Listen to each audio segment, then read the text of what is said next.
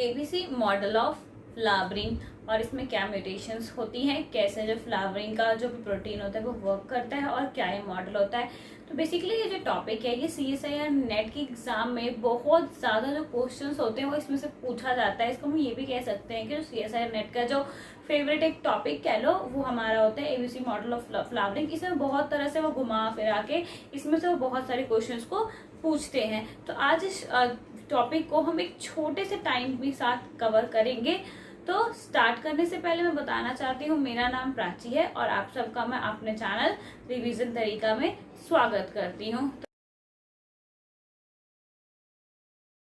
बात हो रही है फ्लावर की, तो सबसे पहले हमें क्या होना चाहिए, फ्लावर का स्ट्रक्चर पता होना चाहिए। तो कई बार क्या होता है स्ट्रक्चर माइंड में से स्किप हो जाता है या उसके जो कोई भी पार्ट्स होते हैं वो हमारे दिमाग में नहीं आ रहे होते हैं। तो इसको याद करने का मैंने एक बेस्ट तरीका बनाया है, इसको कह सकते हैं कोई कोड वर्ड कह लो। तो इसको हमें स्ट्रक्चर को याद रखना है। तो मैं आपको कोई स्ट्रक्चर ड्रॉ करके नहीं दिखा रही हूँ क्योंकि वो बेसिक है, वो सब मैं उम्मीद करती हूँ कि आप सबको वो चीज आती होगी।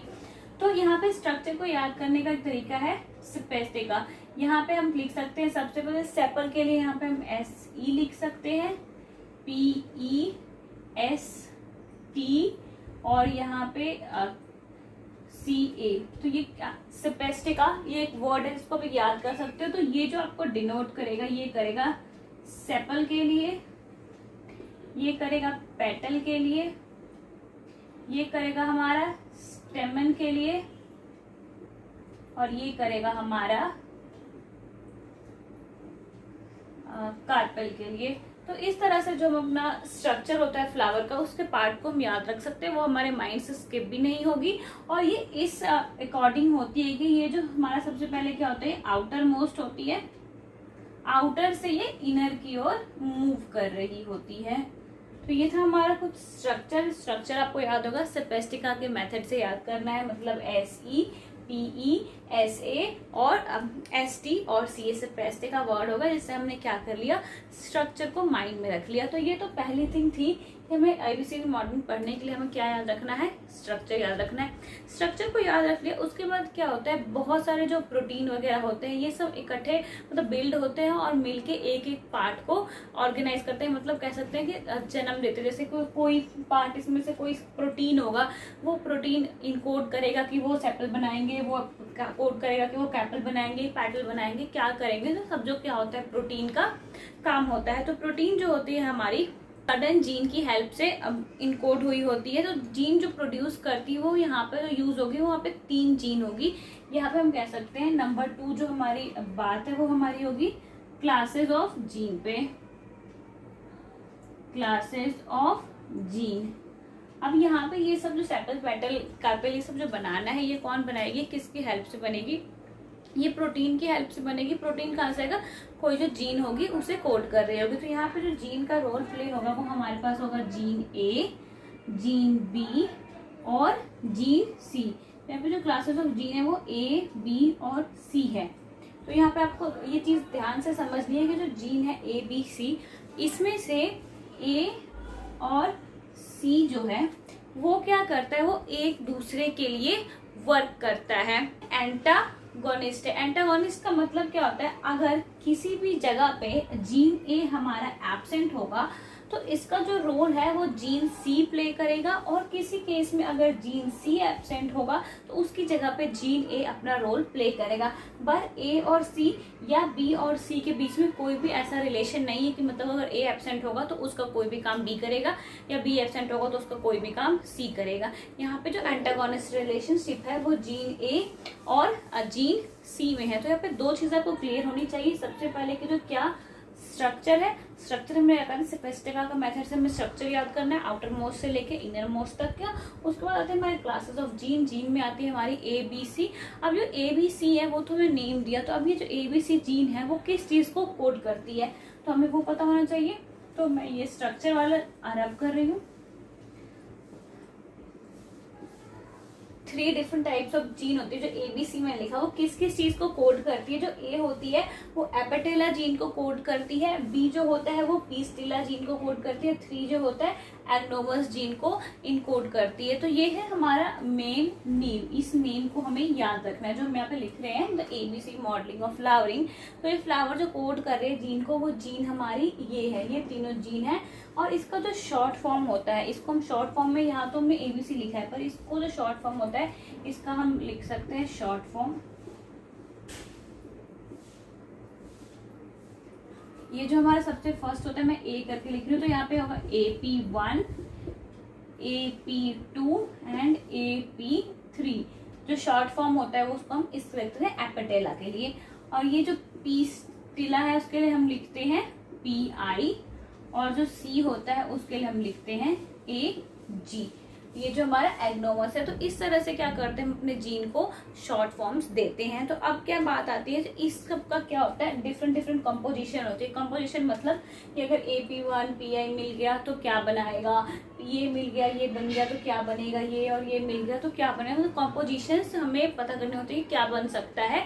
उसी से क्या होता है, जो हमारा स्टेमन कार्पेल वगैरह होता है वो सब हमारा हो जाता है। तो होल प्लांट का मतलब यहाँ पे मैं वो वर्ड कह सकते हैं कि जब भी कोई भी फ्लावर में कोई भी ऐसा मतलब प्रोग्रेस हो रहा होता है या कुछ भी ऐसा बन रहा होता है जो भी डिटरमाइन नहीं होता है कि मतलब ये जाके फ्रूट बना रही है, ये जाके फ्लावर बनाएगी, ये जाके कार्पेल बनाएगी, तो उस स्टेज में जब उसको कह सकते हैं, उसको होल प्लांट कह सकते हैं कि मतलब अभी डिटरमाइंड नहीं है ये किस चीज का स्ट्रक्चर लेगी, कार्पेल लेगी, स्टेमन लेगी, पेटल लेगी, किस चीज का स्ट्रक्चर लेगी वो अभी डिटरमाइंड नहीं है। विथ टाइम जब उसका वो पूरा प्रोसेस कंप्लीट हो जाएगा तो हमें जाके पता चलेगा कि ये चीज जो है वो क्या बनाएगी। तो अब आती सबसे पहले हमें मेन चीज जो मॉडलिंग पढ़ने के लिए ध्यान रखना था, एक तो स्ट्रक्चर रखना था, कौन कौन से क्लासेस ऑफ जीन है, A B C है, और इसमें ये भी पता करना है कि A और C के बीच में जो रिलेशन है वो एगोनिस्टिक रिलेशनशिप है।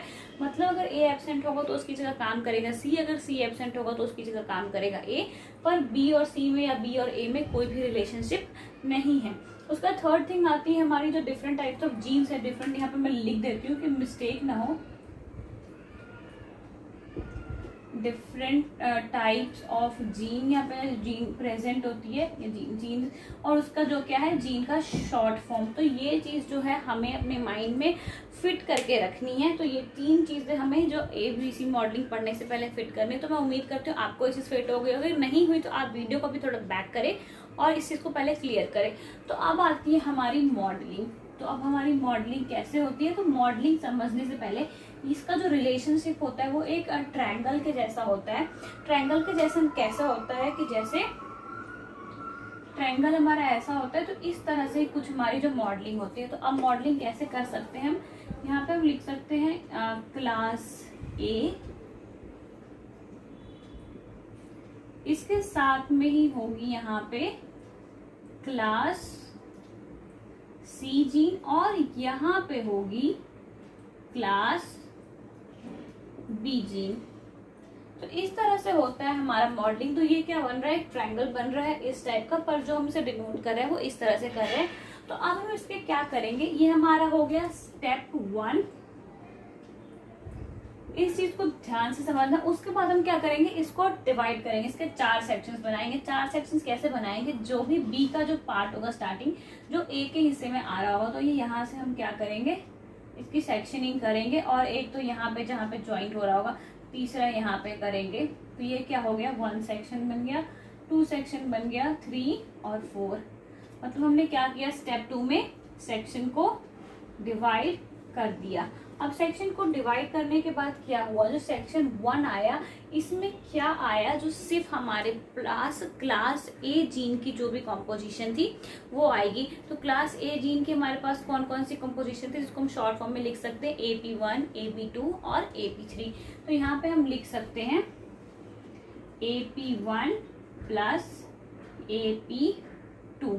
तो अब जो A और A थी वो किस चीज को डिनोट करती है, हमारे किस चीज को बनाती है, वो हमें यहाँ पे फाइंड आउट करना होता है। नोट करेंगे, जैसे कि यहाँ पे हमारा ये आ गया, तो यहाँ पे बस क्या है, यहाँ पे बस A वाली जीन प्रेजेंट है।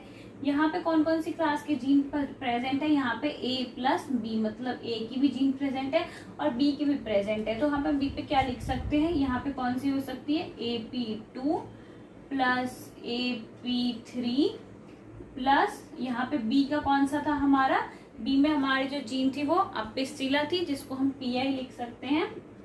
तो पी आई ये कुछ इस तरह का बन गया। इसमें आता है हमारा क्या होगा, बी प्लस सी, मतलब क्लास बी और क्लास सी की जो जीन है वो प्रेजेंट है। तो क्लास बी का कौन सा आएगा, पी आई आएगा, और यहाँ पे क्या आएगा, ए और जी, जो कि एग्नोमस के लिए था हमारा। उसके बाद आता है सेक्शन 4। सेक्शन 4 में क्या आएगा, सिर्फ क्लास सी आएगी, जैसे कि यहाँ पे सिर्फ ए आया, तो यहाँ पे ए जी था, एग्नोमस। तो अब जो ये था हमारा ए पी प्लस पी, ये किस चीज को डिनोट करता है, ये क्या बनाएगा हमारा, ये जो कॉम्पोजिशन है क्या देगा, ये हमारा यहाँ पे देगा सेपल। ये जो 3 कॉम्पोजिशन है ये बनाती है हमारी पेटल, ये बनाएगा हमारे पास स्टेमन, और ये बनाएगा हमारे पास कार्पल। तो इस तरह से जो होती है वो हमारी कंपोजिशन, जो कि इस चीज के फ्लावर किस कंपोजिशन को मिलके क्या बनाता है, वो इस मॉडल से ही हमें समझ आता है। तो ये हमारा हो गया A P I plus P I. और इसको याद रखने का एक हमारे पास टेक्निक होती है, जैसे कि ये मैंने बता दिया। तो यहाँ पे क्या करना, सबसे पहले ये मॉडल में दिमाग में बैठा लेना है कि हमें इस तरह से सेक्शन डिवाइड करना है। फिर हम AP1 AP2 लिखेंगे, तो इसका जो लास्ट वाला होगा वो यहाँ पे हमेशा फर्स्ट में आएगा, उसके बाद का 2 आएगा, फिर ये फर्स्ट में जाएगा, और ये फिर इस तरह से बॉटम वाला फर्स्ट में जाएगा। तो ये एक लर्न करने की टेक्निक है, और इस तरह से जो कि हम अपना डिटरमाइन कर सकते हैं, यही ये मॉडल है API मॉडल ऑफ फ्लावरिंग। इसको कई बार लगता है कि बहुत टफ है, बहुत हार्ड है, समझ नहीं आ रहा, पर ये उतना ही ईजी है, बस हमें यही चीज को समझनी होती है। तो मैं इसे एक बार फिर से रिपीट कर रही हूँ ताकि आपके माइंड में वो चीज बैठ जाए। तो सबसे पहले हमारे पास क्या था, हमारे पास था क्लास ए, इसके साथ ही होती है हमारे पास क्लास सी, और ऊपर होती है हमारे पास क्लास बी। उसके बाद हम क्या करते हैं, इसकी सेक्शनिंग कर देते हैं, 4 सेक्शनिंग कर देते हैं। 4 सेक्शनिंग में सबसे पहला सेक्शन ये है, दूसरा और तीसरा और ये 4। तो पहले सेक्शन में कौन सा आता है हमारे पास, बस क्लास ए आता है, और दूसरे सेक्शन में आता है हमारे पास A प्लस बी आता है, तीसरे वाले में क्लास बी और क्लास सी आता है, और तीसरे यहाँ पे बस सी आता है।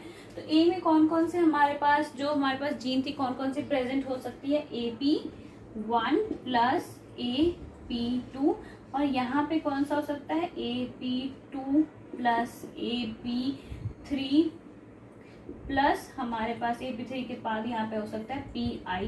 जो मैंने वो जीन बताया था आपको एपिटेला में AP1 AP2 और AP3 तीनों टाइप होता है। मैं AP3 लिखना शायद उस टाइम बोल चुकी थी।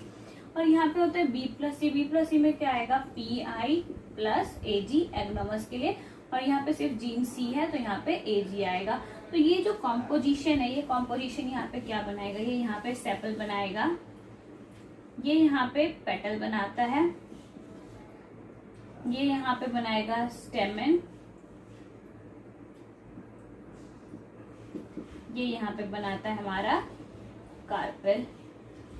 तो इसके बाद सिर्फ यहीं तक क्वेश्चन जो होते हैं वो रिस्ट्रिक्ट नहीं होते। इसके बाद वो पूछते हैं कई बार, हमारे जो नेट का एग्जाम होता है उसमें, कि अगर तो जीन ए की म्यूटेशन हो जाएगी तो जो कॉम्पोजिशन के साथ ये क्या फॉर्म होगा, अगर सी की म्यूटेशन हो गई, अगर बी की म्यूटेशन हो गई, तो वो चीज क्या फॉर्म करेगी। तो इस चीज को भी हम इस वीडियो का लेक्चर में कवर कर रहे हैं। तो ये चीज आपको समझ आ गई, मतलब कौन सी कंपोजिशन किस चीज को बना रही है। उसके बाद आता है हमारे पास 3 केस। अभी यहाँ पे हम पढ़ेंगे म्यूटेशन वाली में। तो केस नंबर 1, केस नंबर 2 और केस नंबर 3। तो यहाँ पे जो जीन म्यूटेट हुई, जीन ए में म्यूटेशन आ गई, यहाँ पे क्या होगा हमारे पास, जीन बी में म्यूटेशन आएगी, और लास्ट वाले में हमारा क्या होगा, जीन सी में म्यूटेशंस आएगी। तो अब इसमें कैसा हमारा बनेगा और क्या बनेगा। तो हमारा जो ट्रायंगल था उसमें हमने देखा कि हमें ये भी पता है कि अगर हमारी जीन ए में म्यूटेशन हो जाती है तो उसकी जगह कौन सी जीन काम करेगी, जीन सी काम करेगी। तो जैसा कि हमारा ट्रायंगल होता है कुछ इस टाइप का, जिसमें यहाँ पे ए होती है, यहाँ पे बी होता है, सी होता है, पर क्या हो गई, ए में म्यूटेशन हो गई, तो ए तो वहां प्रेजेंट नहीं होगा, पर ए की जगह वहां पे क्या प्रेजेंट होगा, यहाँ पे सी प्रेजेंट होगा। फिर इसमें भी हम वैसा ही डायग्राम कुछ बनाएंगे जिसमें हमारी बी में म्यूटेशंस है और यहाँ पे ए प्रेजेंट है, यहाँ पे सी प्रेजेंट है, यहाँ पे बी है, तो यहाँ पे ये वाली कॉलम ही प्रेजेंट नहीं है क्योंकि बी में क्या है, म्यूटेशंस है। उसी तरह से सी वाले केस में हमारे पास क्या होगा, यहाँ पे ए होगा, यहाँ पे बी होगा, तो सी की जगह कौन सा काम करेगा, ए, क्योंकि इसका जो रिलेशनशिप है एरोरिस्टिक है। तो अब यहाँ पे फिर से हम सेम प्रोसेस लगाएंगे, यहाँ पे हम इसको 4 सेक्शन में डिवाइड करेंगे। 4 सेक्शन में डिवाइड करने के बाद पहला यहाँ पे क्या आएगा, सी आएगा, उसके बाद आएगा हमारे पास, मैं यहाँ पे लिखती हूँ, पहले सी आएगा, उसके बाद आएगा सी प्लस बी या बी प्लस सी लिख सकते हैं। 3 वाले में भी आएगा हमारे पास, 3 वाले में भी हमारे पास बी प्लस सी आएगा, और 4 वाले में सिर्फ हमारे पास आएगा सी। तो ये हो गया। इस वाले में क्या केस बनेगा हमारे पास, पहले वाले में, पहले सेक्शन, इसको अगर हम 4 सेक्शन भी कर लेते हैं या हम कह सकते हैं 2 सेक्शन, तो ये थोड़ा इंपॉर्टेंट नहीं है, पहले इसको, ये थोड़ा ज्यादा इंपॉर्टेंट है, पहले हम इसको देखते हैं इसमें हमारे पास कौन कौन से केसेस बनेंगे। तो इसमें जो केस बनेंगे, ए बनेगा, सेकंड बनेगा हमारा ए प्लस बी बनेगा, थर्ड जो बनेगा हमारा बी प्लस ए बनेगा, और जो फोर्थ बनेगा वो ए बनेगा। तो इस तरह से क्या होता है, तो हमारा सी जो होता है वो किस चीज को डोनेट करता है, ए जी को डोनेट करता है, मतलब यहाँ पे क्या बनेगा, कार्पल बन गया। बी प्लस सी जो होता है उस मॉडल के हेल्प से आप पता कर सकते हैं कि बी प्लस सी किस चीज को कोड करती है, वो यहाँ पे हम लिख सकते हैं, और जो सी प्लस बी या सी फिर से यहाँ पे कार्पल हो जाएगी,